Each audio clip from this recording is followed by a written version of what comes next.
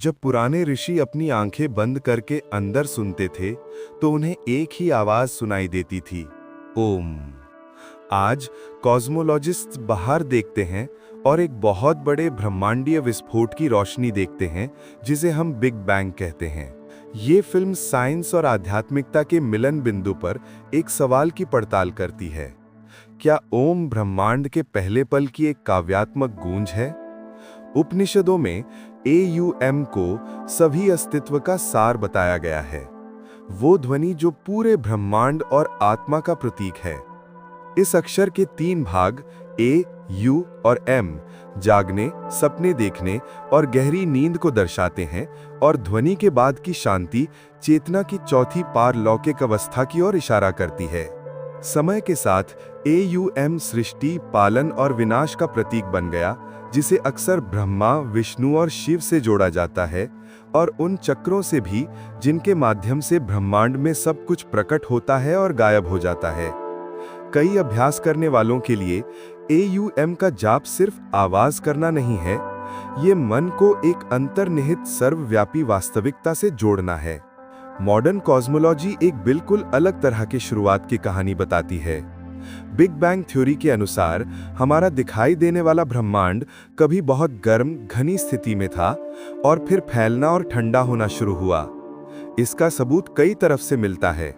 दूर की गैलेक्सीज हमसे दूर जा रही हैं और वे जितनी दूर हैं उतनी ही तेजी से दूर जा रही हैं, जिससे पता चलता है कि अंतरिक्ष खुद फैल रहा है। हमारे चारों ओर हर दिशा में सेंसिटिव इंस्ट्रूमेंट्स एक हल्की माइक्रोवेव चमक का पता लगाते हैं, कॉस्मिक माइक्रोवेव बैकग्राउंड, जो शुरुआती गर्म ब्रह्मांड का ठंडा बचा हुआ हिस्सा है। ये तस्वीर खाली जगह में हुए किसी विस्फोट के बारे में नहीं बताती, बल्कि अंतरिक्ष के खुद एक पहले की अविश्वसनीय रूप से कॉम्पैक्ट स्थिति से फैलने के बारे में बताती है। उस शुरुआती आग के गोले से अरबों सालों में पदार्थ, तारे, गैलेक्सी और आखिरकार ग्रह और जीवन का जन्म हुआ। तो कुछ लोग AUM और बिग बैंग की बात एक साथ क्यों करते हैं? कई लोगों के लिए ये कनेक्शन सच होने के बजाय प्रतीकात्मक है। AUM शांति से शुरू होता है, एक पूरी गूंजने वाली आवाज में बदलता है और फिर वापस शांति में मिल जाता है। कुछ लेखक इस पैटर्न की तुलना ब्रह्मांड के शुरुआती स्थिति से निकलने, फैलने और विकसित होने, और फिर शायद भविष्य में एक पतले और शांत ब्रह्मांड की ओर ठंडा होने से करते हैं। दूसरे लोग देखते हैं कि कैसे दोनों परंपराएं आदिम स्थिति जैसी किसी चीज के बारे में बात करती हैं।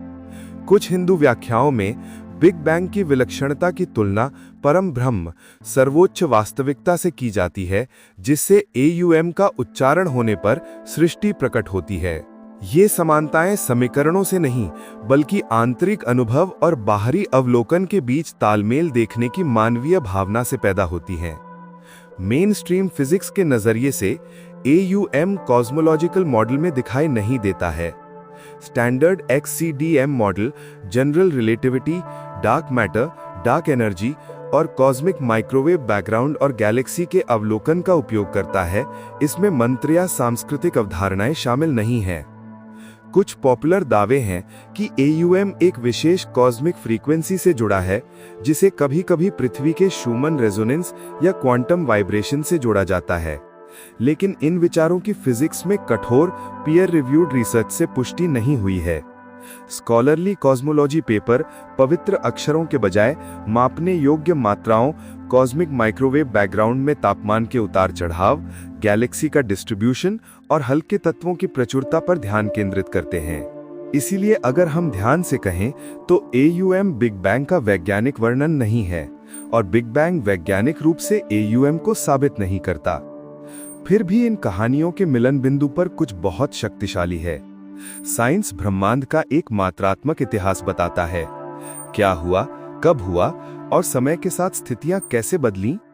जो परंपराएं AUM का सम्मान करती हैं, वे इस बात की गुणात्मक समझ देती हैं कि अस्तित्व अंदर से कैसा महसूस होता है, अज्ञान से जागृति की ओर, अलगाव से एकता की ओर।